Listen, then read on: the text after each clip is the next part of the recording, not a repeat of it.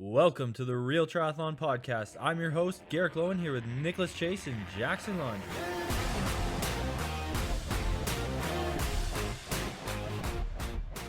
All right, we are back for a quick, honest recap of what was the kind of kickoff season race, like a T100 in Miami on the Miami Speedway, in partnership with, Clash, I assume, because their banners were out too. And today, we've got a bit of a group discussion with Jackson, Nicole, and Marc is going to be paying attention to his driving, but also listening and speaking. He's just here listening. He's safe. He knows what he's doing. He's a professional. Been driving since he was 8. And what we're going to cover are, most importantly, the good things that came out of the weekend, the race itself, and then, in my opinion, there was like a couple tripping points. And I also put a giant poll out this morning to all of, I guess, just my followers on Instagram about some things they'd like to see out of a broadcast. And I think that's probably what this comes down to at the end, is a broadcast that is entertaining, informational, and supports growth. And that's really what we're trying to allow and give advice on from a viewer and fan point. But then also we've got tips from the outside. So leading into our co-hosts, aficionados, expertise, we got Nicole. What did you watch all the races, Nicole? Yeah. On Saturday, I missed the men's entrance, so I went back and watched it on Sunday. So I've watched 100% of the coverage, including a lot of the pre-race coverage, which kind of brings me to my first point. Have like just a very few notes of things I wanted to mention that were done well. And there was a ton of pre-race coverage. They had like one-on-one or like partnered up interviews, a bunch of human interest pieces, which I guess is the whole point of getting to know the athletes to create that season-long narrative. So I thought that was really well done. Like I constantly was getting notifications on my phone about the next T100 YouTube video. So you had the app up, or which platform were you watching it on? Because you could watch on HBO or Max, you could watch PTO Plus and YouTube. Am I right? Yeah, and yeah, in Eurosport in Europe. So I started with YouTube because every once in a while I'll pop up the comments, like the live chat feature. I get tired of that pretty quickly, but I'm going to jump right ahead to what everyone's thinking. Once the audio shut off suddenly during the women's race, I immediately knew, because of people chatting, that that was a system-wide issue. So then I switched over to HBO Max, or I guess now Max, which was just the only audio was, it felt like you were at the race. So you could hear, it was like as if you're in the stands. You could like kind of hear the on the ground race announcer, and you can hear like peripheral noise. So that was kind of funny for a little bit. And then I went over to the PTO app or streaming. Do we call them PTO or T100? Like, I don't even know what to call them anymore. So I guess the arm of the race organization is T100, but like the overall organization is still the PTO. Yeah, that's what I guess. Yeah. Marc, did you have a chance to tune into any of the event, or were you too busy just eating watts or I guess crushing watts and eating calories? I was able to watch all of the women's race, but I was on the bike during the men's race, so I had it just in my ear listening. And I gotta say, it was pretty nice listening to Jan. He's got a good voice, and I thought he did a good job. I agree with Nicole about the pre-race kind of content that they were putting out. Similar to how or what Talbot does. I think they did a really good job of kind of giving a behind the scenes look at some of these athletes. Obviously a lot of the people are always in the videos, but when they put in like Rico or some of these other people that we never get to hear or never get to see, it's pretty nice. The good, I'll continue with that. Would be just, yeah, I don't even know. Obviously, I wanted to be in the race. Unbiased here. I'll try to be. It was unfortunate that I'll start with the bad, actually. That they were only showing the front of the race. I think this seems to be a common kind of issue with all of these races, is they're only showing the top 5 or top whatever, and they don't even put like the top 20, the whole race, where they're at. on the side. Nick, Mhm. we talked about this for a while. Yeah, The we'll other come day back to on the that phone. for sure. Yeah, not to ramble too long, but I think for both races, I mean, they were really exciting at the front, but I think we really missed some really good action towards the back of the race that just wasn't being covered. Okay. Jackson, are you available to speak yet, or do you have burrito mouth? Both. Both. Yeah, my sort of general thoughts on it, having watched probably pretty much the whole men's race except the swim, and then the women's race, pretty much the first half of the race, and then the last bit of the run. Um, yeah, I don't really understand why they're not at least showing, like Mark said, the timer or like the positions of people outside the top 10. They're literally the whole point of this, them being like, we're going to put less people in the race, was to like make the field more manageable so that they could follow all the stories and stuff. And like, how can you not just put everyone on that, the top 20, whatever, however many people are in it? They should all be on the timer thing on the side that shows how far back they are, because like we didn't even see Sam Long come into the top 10 until probably the last quarter of the bike, if I remember correctly, or definitely not until the last half, but pretty late in the bike. And he was a factor, like came pretty close to winning the race. So it's just really weird to me that they're not doing that. And we saw them do that when it was Clash. They had the times of the top 20 at one point in time. Like for Daytona, I think the year it was really big, they might have had the top 20. So we know it's possible. And then yeah, also like especially since they're separating the men's and women's race times like they have been for forever, where the men and women aren't racing at the same time at all. So you have a lot of time to talk about different things than just who's in the lead. And I think that would have been really good to see. That being said, it was pretty good coverage, I thought. They brought up like the interview with Magnus Ditlev at like a pretty terrible time because it was like an exciting moment. And then I feel like they sometimes bring in those interviews that they have at weird times. Like it's almost like it's pre-planned, because they had like the interview with him like while he's about to be passing, I think for the lead, which you don't want to be hearing an interview at that time. You want to be hearing the commentary and like watching what's happening. So that was a couple little things, but honestly, it was like pretty exciting race to watch overall. I wasn't even planning to watch it because I was like, screw this. I should have freaking just qualified. I'm an idiot. I don't want to watch this. I want to punish myself. And then my roommate had it on, and then I just immediately was like, oh, why am I not watching this? So that's what I did. And then for the women's race, that issue with the audio was pretty tough. Like if you're not like a hardcore fan who's like gonna watch it no matter what, you're not gonna go and find like whichever source is gonna be working, whatever you're watching. Like let's say you're watching it on YouTube and then it cuts out, you're just gonna stop watching. So that was pretty tough, and it was quite a long time. It seemed to be about half an hour before, and then I had to go out and do something, and then I came back and it was still off. So I don't know. That was very unfortunate.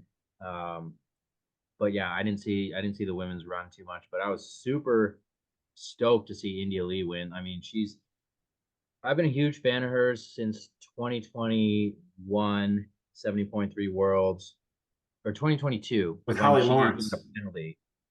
Yeah, she got a penalty. India Lee did, and she still came ninth. I think it was either ninth or 10th, and she just like took it on the chin, said, "You know what? I didn't agree with it, but I just refocused myself, kept racing, had a good day." And that was like the same. Coincidentally, that was the same day that Sam Long got that penalty and handled it much differently. And I just remember being such a fan of how how composed she was and how professional she was. And then yeah, to see her like come all the way to the top. She's 35 years old now. To be winning her first like big race is pretty inspiring as like someone who kind of got into it a little bit later, it seems. So that was pretty neat to watch as well.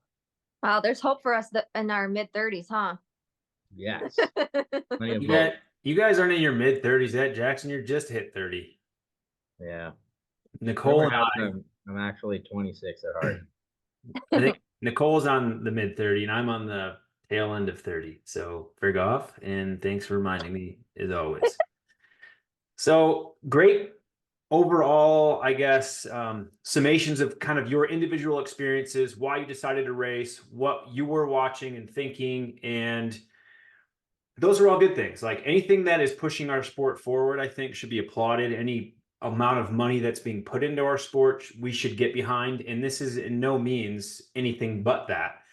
Now, as fans, as patrons of the sport, as people who put our livelihood and our careers into this sport, I think that that also gives us an open door to have a little bit of criticism on things that are positive for the future that we've like been asking for since broadcasting of this sport, which is we want to see more than just the first two people or three people racing. We want to hear more than just the main headlines of the story. We want to see the action in the midfield that, as we saw and continue to see, turns into be a podium finish, coming back from 10th position, or riding your way through the field, coming out 3 to 4 minutes down out of the swim like Sam did. It's incredible. And I think that it's not huge slap in the face, but it's almost a little bit of a disservice to the type of effort that Sam had to put out to get to that level, and then to run even 50 seconds fast or slower than Jason West's total run, considering where they both were individually. It's just unreal. And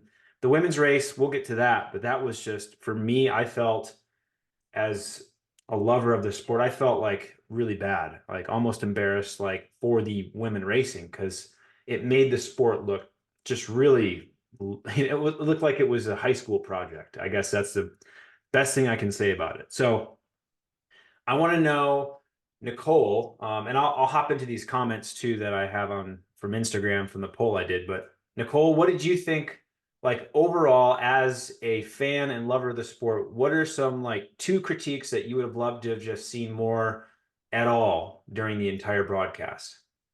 Yeah, one is of course the lighting issue. I don't know how you don't notice that the day before when everybody's there and they're going through and testing. I don't know if something went wrong on the day that there weren't any lights on the whole backstretch. But pretty inexcusable to not have proper lighting. Safety issue as well. I feel like I saw the women kind of, or I heard of them somewhat slowing down and saying it was hard to see, especially if you had a tinted visor on your helmet. So that's probably a pretty obvious takeaway. And the second thing is I didn't know what laps people were on. And I recall from watching other Clash events that I knew what lap people were on and I knew what pace they were running. I didn't hear one word about pace. And I distinctly recall in the past hearing like it's a 2 point whatever K run loop. This athlete just ran this time, therefore she's running this pace. And I didn't hear that a single time. And I guess I should have had the again, I shouldn't have to work this hard, but there was a PTO Tracker. like current, yeah, like tracker, which maybe I could have deduced pace from that. But man, that was a huge bummer because we're trying to show how amazing these athletes are, and yet we're not putting any kind of metric that the general public might understand.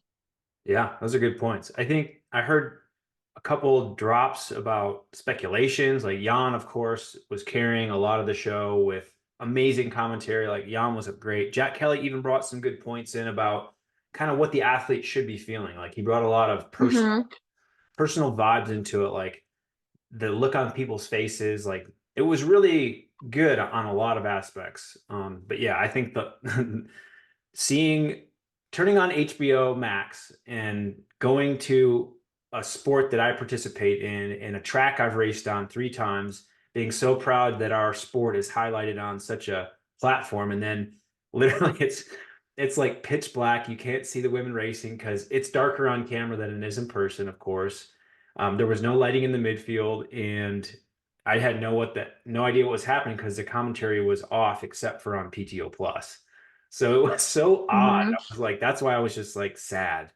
And the women were giving it in just like the men were, but I felt like the credit just couldn't be passed along that the viewer couldn't know.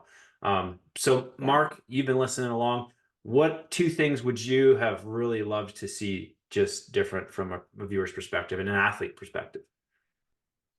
Yeah, because I mean, Nicole made some really good points, and obviously we're all like super fans. We're gonna watch no matter what.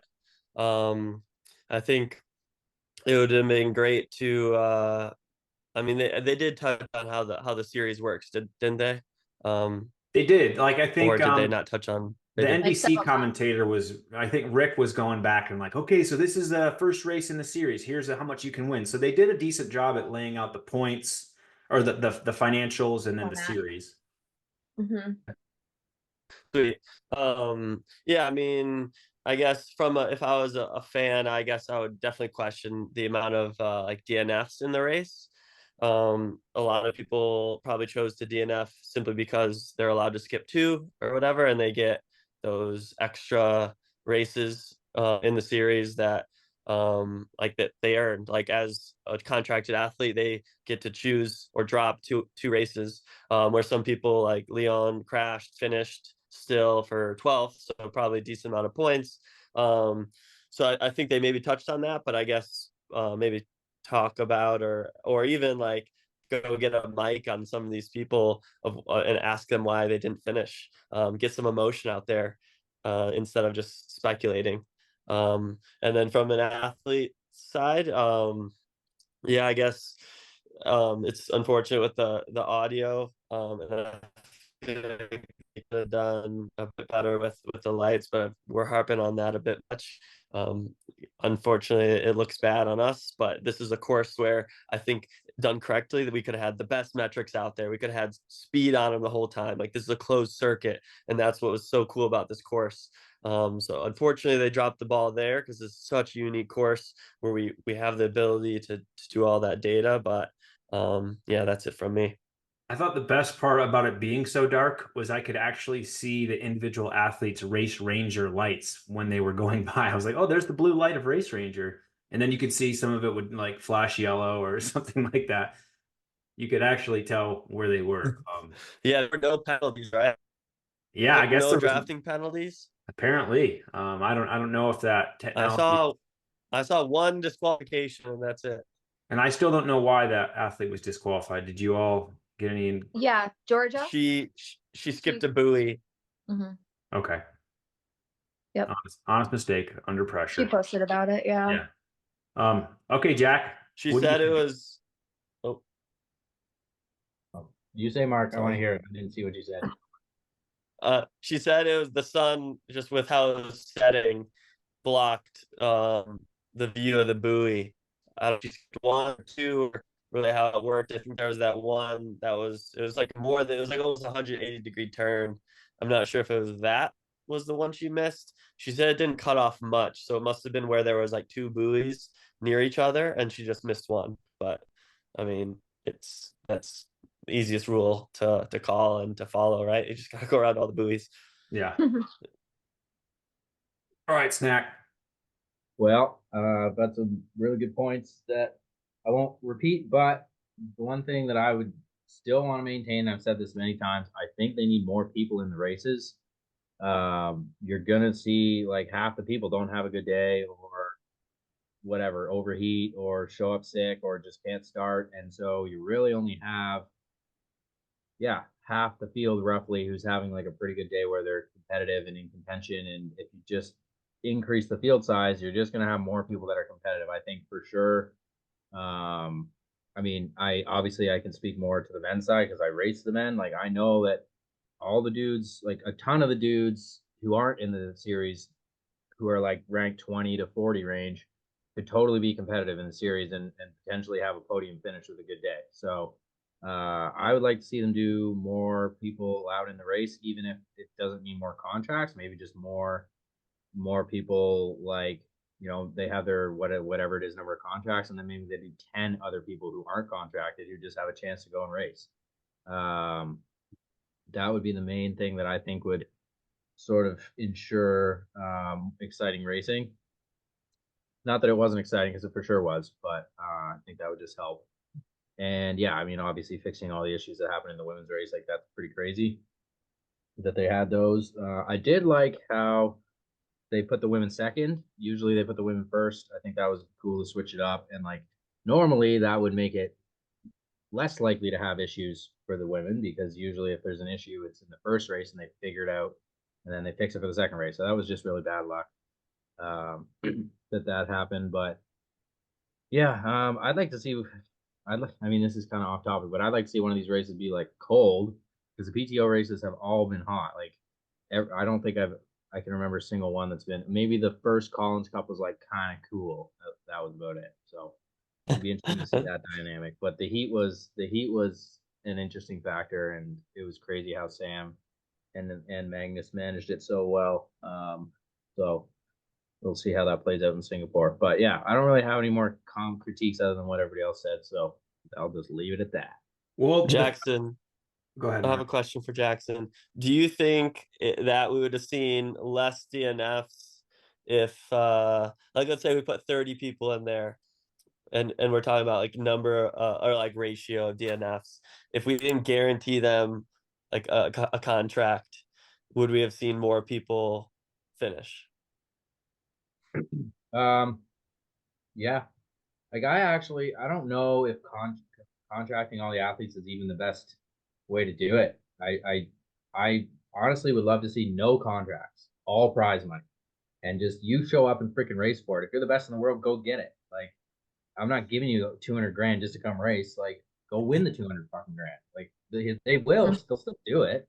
If there's, what is it, 7 million or something Yeah, total? Like, if they something put crazy. 5 million for the individual race prize monies, or even like up it to 1 million per race, and then the end of series is another additional 2 million or something, you're gonna have, like, they're gonna still go. And so it's just annoying to me that, like, these people's previous results, which are great, and they're probably still going to perform great, and it's going to work out the same in the end. But if you just gave that chance to the top 30, the best people are going to get it, and then they get it. And instead of getting paid twice for their results, because then they get it again next year for their contract, just make them earn it. Like, Yeah, because top 10 are guaranteed a spot to the next, like, to the following year. yeah, So yeah, I think I kept thinking about that because the wild cards showed up, and I think a lot of that has to do with what you touched on before, where like in for the men and possibly the women, like the 20 to 40 range, or whatever, the 20 to 30 range, who didn't get the contracts, who aren't going, are able are definitely able to compete, um, and it just depends on the day or the conditions or whatever. So it's like they showed up, which was awesome, but I think a lot of them had that fire in them burning that like push them to the end, because they want that contract. That nothing is guaranteed for them. yeah. And they're basically racing for next year's money, right?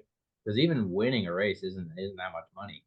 It's all in the 25. contracts and in the year end. So if you're a wild card and you maybe only get into like a couple of these races in the year, you're not making hardly any money off those races. So you're just hoping you get a contract for next year. So it's kind of weird to be racing for a potential contract rather than like racing for Yeah, the money at and that race.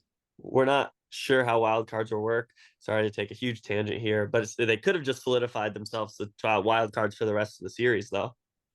Well, that's a big issue is that if you get a wild card, it puts you up and you do well, and it might put you in the, contract area or improve your ranking enough. So it's frustrating because the rules and how it's delineated has never been clear to any pro athletes, maybe outside of some circles. Yeah, time will tell, I guess. But if I look at the Who- finishing of the men's field, we've got 14 who finish. Magnus Ditlev went 309, Ben Canute went 327, and then there's 6 men who didn't finish. I think that sucks. Like, it should have been 30 people on the start list. And maybe if they only paid 20 places in those last 10, those were a little bit up, because maybe they're only trying to pay every position that they can fund, and that's why the field is so small. Nicole, did I cut Who you is Actually, the off? highest interesting. wild I card kind of like finish? that.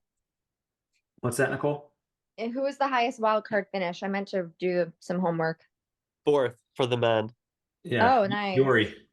fourth and seventh or something. No, Seventh. Jace. Haley Churro was 7th. And Yeah. she was like a last minute invite. She did awesome. By the way, that Coming from that was Bozeman. Sorry, is that, Jackson. to me, that, like, from what I've seen, is that not the best result of her career, like by a landslide? I think Like it I is. just expected, to be honest, from previous results, like, oh yeah, she's a good swimmer. She'll fall way back on the bike and be like 15th, but she was like up there and finishing 7th is crazy. Like that was so good. Yeah, She Haley's was like 10th at Kona not long ago. Like I think she was 11th last year. I got to double check my math, but for that distance, Jackson, Yeah, absolutely. I think that was a that's what I meant. huge result for her. yeah, Good I job, think Haley. Congratulations. I think it was great to see a lot of the athletes out there given a chance. And even if I look at the women's results, India went 327, and then 13th was the last finisher, 345. So I'm only saying that because the gaps, right? And I think the gaps of time would have been filled in probably by more athletes. And you would have probably seen, like, we've got 1, 2, 3, 4, 5, 6, 7 DNFs on the women's side. I just, man, that just doesn't look very good. I don't know if that's normally there's probably 3 to 4 DNFs per race, but the fallout level seems pretty high. Obviously for legitimate reasons for everybody. Not to chastise anybody for a DNF, but it's just high. And a deeper field would eliminate these very small finishing groups. I think what Mark said with how, they only a couple of the races count. Like when it comes to PTO points, only 3 races count, and then when it comes to the series, it's 5, right? 5, yep. So if you're having a bad day, you're making your $2,500 for being there anyways. There's almost no point in finishing. Then it's really not incentivized to finish. You don't you have to finish to get 2,500 though? No, you don't. Okay. We need to find that out. Which I agree with, because if you're injured or something, you shouldn't be pushing yourself to finish. Or if you have heat stroke, things like that, I think it's fine. But I still don't see why is it all of a sudden 2,500 for everyone. Like even if you make it $500 differences between the positions, people are going to race for that. So that would be one way to incentivize people to actually finish. And another one would be, yeah, don't have these contracts that are insane. Like Magnus Ditlev is still going to go to the series if you win 500 grand total for winning 3 races in a series or something. Still going to do it. Like instead of just giving him the 300 grand up front, make him go earn it. I don't know. It's the way races should be. Like the most exciting race finish in history in triathlon, in my opinion, was the Des Moines race that had like that insane prize purse back in like 2009-ish. Yeah, $1 million. I think it was 250K for the win. Yeah. Or something Oh like my that. goodness. And it was a 7-man sprint finish. And yeah, like everyone's going to that freaking race trying to win that money. How exciting would it have been? And I think you won a car. Yeah, and Simon Whitfield won it. It was unreal, and like it's the coolest finish ever. Go watch it. And if you just paid all the best people in the world to go to the race, and the prize money was like 10 grand for the win, that would have been the most boring race ever. There's no way all those guys would have survived to the last 100 meters. So what I'm hearing from the collective of the pro, I guess, mindset is like the dynamics of how they're structuring pay and contracts and incentivizing this whole series does seem to be a little bit interesting. That doesn't translate to how it's been or what grows sports or what keeps athletes committed or what pushes the best performance. And I think that's a really valid point. Are these contracted athletes just feeling the pressure to sign a contract first and foremost because the money's so good? And then once they've signed it and they've got to show up to the race, like, and they're not feeling it for that day, like it's, they're still part of the next races so they can earn there. So I just don't know if it brings the best attitude to a race for every event. Like Formula One, they should just look at that as a little bit more of a business platform in terms of everything. Look at the broadcast, look at how they cover every pass, look at how they can go back and say, look at what this person did 30 seconds ago. This is captivating. This is a great move. How great would have been to have like a Sam Long kill count on the bottom right. Yep. Like, Sam's moved up 8 places. Look, there he is in the bottom right, passing again. Like he's just done it again. Or Jason West when he was running well, like he's making it. Like there's all these points of like every 2 to 3 minutes within a triathlon, you should have a cliffhanger. You should find something within the race to talk about that's fun for the fan to watch. And I want to go into the kind of comments that I got on Instagram. But before I do that, I want to ask, when we raced those clash races before, in Miami, the women would start at like 10 a.m. and then the men would start at 1. Usually we would be starting our swim when the women were on the run course or just about to get to the run. And the reason why I bring that up is because Saturday, like, I love the sport. I didn't really plan on being stuck to my TV all day, but I just had to watch it because I wanted to do research and see how it went. But it was 6 hours of my entire day that I was like watching the PTO race. And much of that was with women in the dark without commentary. And then how about if there's a more of an overlap? I don't mind the overlap if they can cover it properly, because the swim, whoever gets out of the swim, that's a great point to see. And then the bike is so long that you can kind of go back and forth between the bike. And then if the men start to swim late, there's more talking points. So I feel like an overlap on a track, you can easily do that safely and still provide an incredible broadcast and have more talking points and give the athletes the credit they're due. You just need a better production crew who understands the sport. I think that's probably where the biggest lesson learned was from this whole thing, is like, do these producers understand what people want to see, right? Yeah. I don't mind the overlap either, especially for the swim where it starts and then the packs sort themselves out, and then that's basically all that happens. Like the swim, this stuff doesn't usually really happen in the swim. Maybe the one like little thing happening was Sarah Perez kind of moving back a little bit. It looked like she was just having an off day or wasn't feeling well or something. Yeah.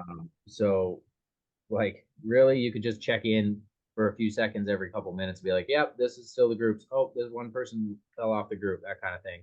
Yeah, like I could see somebody with a headset with like 5 to 10 cameras, like, all right, we're going to camera 3. All right, ready to comment on camera 8. We got this person paying a pass. Like I could see that like being the future of all this. That Like, should be your job. You should be that guy. yeah, hire me on and I'll You're in mess it up. communications in the military. You gotta already put that up in your I'll get her sorted. resume. What do you think, Nicole, about the overlap? Yeah, I was just, the only drawback is that whoever is finishing the race is always going to get preference over whatever's happening in Yeah. the other race that's early on. Yeah, in, but like, the then like, swim. why can't they But say just swap them? like, hey, we're going to go to the finish line. We've got whatever. Here's the, like, there's ways to capture that, I think. And then, by the way, while we were off 2 minutes ago, this is what happened. You've got to have like somebody else being able to pick up the slack for what was missed. I think that happens all the time in major races. Yeah, I think as far as the on the ground folks, like I do think the guy who's directing what camera should be on and what's not is definitely a gap. But as far as the on the ground commentating, I thought they did a great job putting Jack Kelly at the swim exit. I was like, I feel like I know the sport well, and he was like rattling off name after name, knowing exactly who was coming out of the water. Yeah. And I was like so impressed with that. And I was like, they put him in the right spot, because I know he was very polarizing when he was more like in the box and commentating on everything in Milwaukee, the PTO Milwaukee.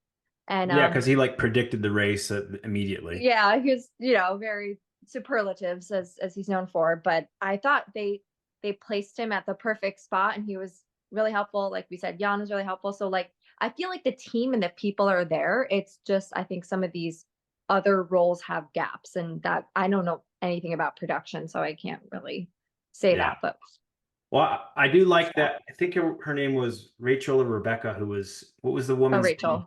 She was incredibly good. She nailed it. She was interviewing Team Ditlev, team someone else. Like, what did you guys think about that? All of the encore support interviews in the pit.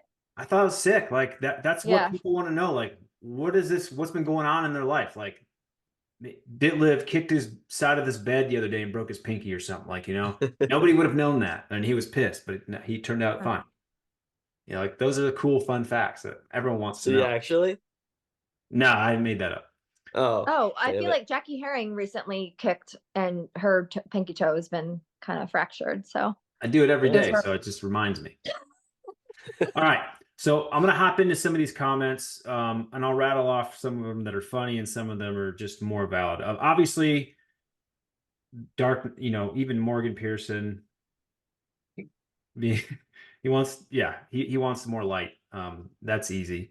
And then obviously seeing live speed, heart rate. I know that in our kits that we have produced for you guys for the PTO, there's a pocket that was supposed to be in there for like a little transponder. So I don't know if that's going to happen eventually, but that transponder may or may not have been available for this race to show, metrics, because metrics are cool. Like I know some athletes are really proprietary about their metrics, but I think if you want the sport to grow and you want fans to know what you're doing, like I don't see a problem with it. Like there Did shouldn't they be a not big have the secret. heart rate? I mean, I don't know if they No, did. nothing was shared. Oh yeah, but they wear it during the race.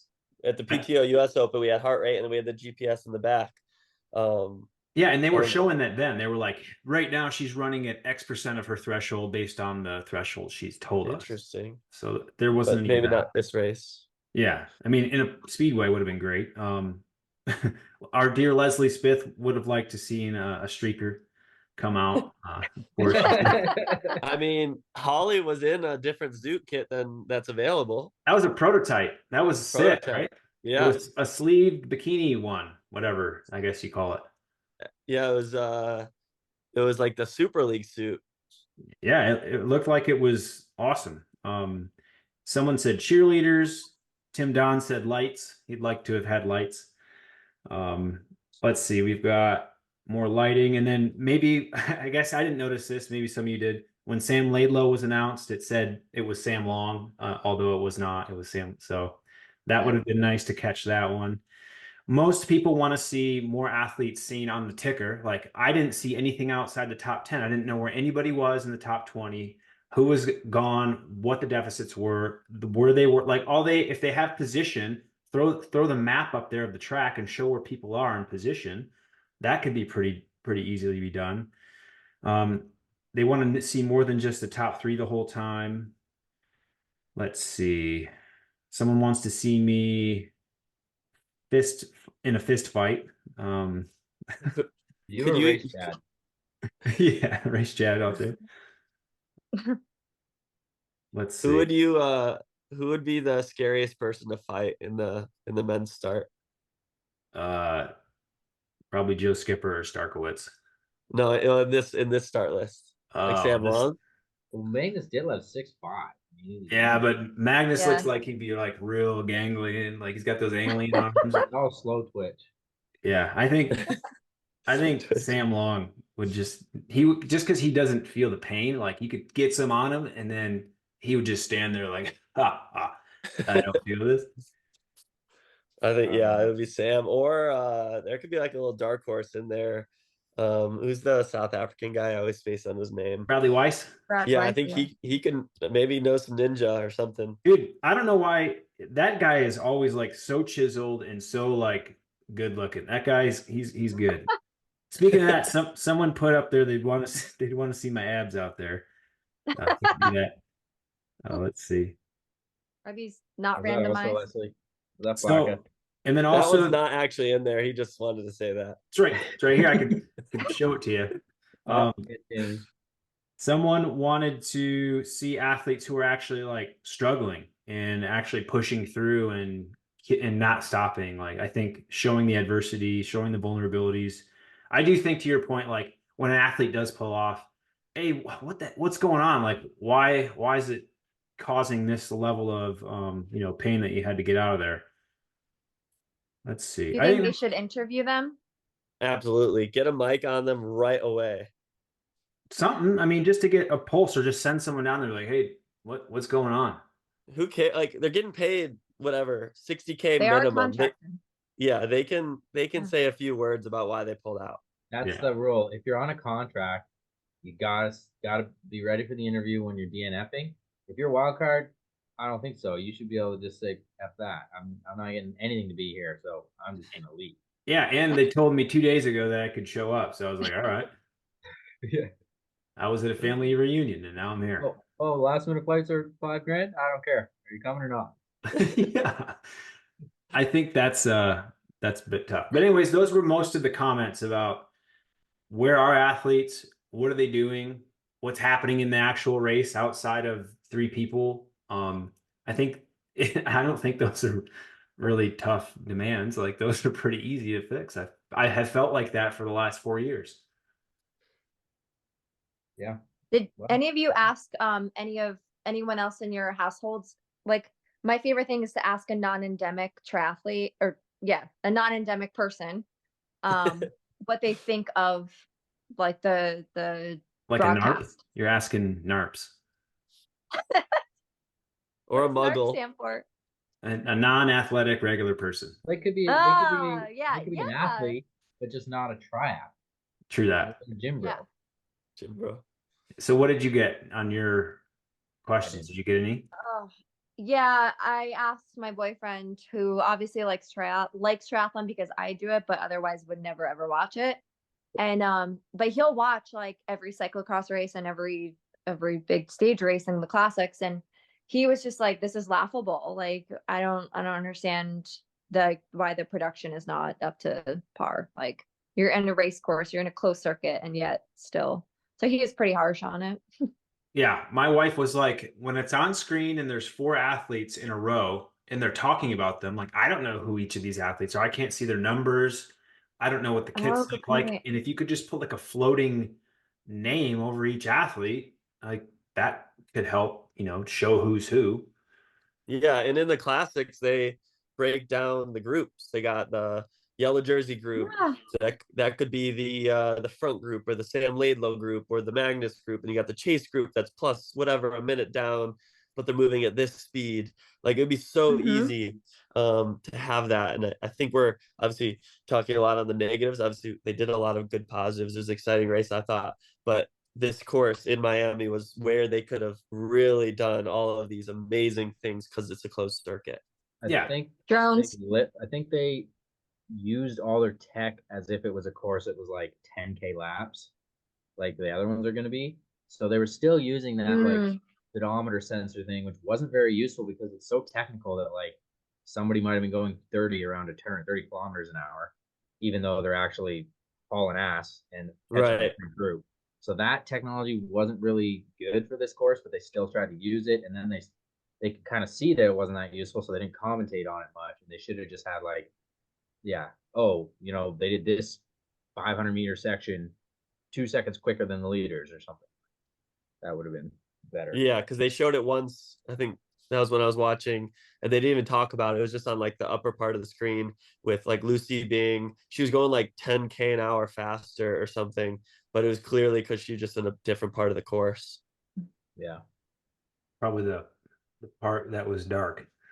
So all in all, I think we're looking out as fans, as pro athletes who have friends racing. Like, these are our colleagues out there who are putting their whole livelihood into these events. And so as much as it sounds harsh and critical, it's like, we want this to be a mainstream available, or a sport that people outside of, did you do that one in Kona, Hawaii? Like, that's all people know. And I think it'd be great if one day people knew more than that and were more participative in this sport and understood there's 3 levels of triathlon, and there's 4 companies, and then there's different athletes who do different things with it's just so like many stories to explain. It's just tough. So I think the production needs work, the race venue, the people who did it, the athletes who showed up, incredible work. I know a lot of stuff, but it was just mainly came down to production. Yeah, it'll be interesting to see at Singapore what happens, because they're not piggybacking off of another race. At least I don't think so. We're gonna see firsthand, aren't we, Mark? Because here's what's gonna happen. We're gonna go to Oceanside. We're gonna crush the field, have a nice sprint finish for the win, and we're like, we need these boys to Singapore. And we're so smart that we're gonna have booked refundable flights, and we're gonna be ready to go. And we'll be like, all right, see you there. And then we're gonna we gotta be ready. We really need to be ready, because when you fly to Singapore, you lose like a day and a half. So really, the races are like 5 days apart. Fun fact. Excellent. That'll be great for our opportunity, preparing for a nice cold Oceanside race and then going to Singapore. That's my favorite gap between races, is like 5 days with a 20-hour travel. That's my favorite thing. Yeah, I know. That's great. Yeah. Good All right, practice. well, great recap. I want to thank everyone for being part of this little chat. And of course, you know, it's just us, and we might be wrong, so that's fine too. I mean, but at least we're saying something. If you see something, say something, right? So thanks for being part of this Real Tri Squad stuff, and I think we got a team call, so you're going to be sticking around for another hour or so and get some snacks. But anything final before I hit stop recording? All right. Hot take. We should each say out of 10 what we thought the race is. What I don't know what we thought they should be ranked. Like how the overall vibe was for the T100 Yeah, race number or one? something better. I don't know. I give it a 6 out of 10. I'm going 6.5 out of 10. 6 out of 10. I'm gonna say 1 out of 10 because Mark and I weren't there. Oh, okay. Ooh. All right, and on that bombshell, we're out of here. Thanks for listening. We're out.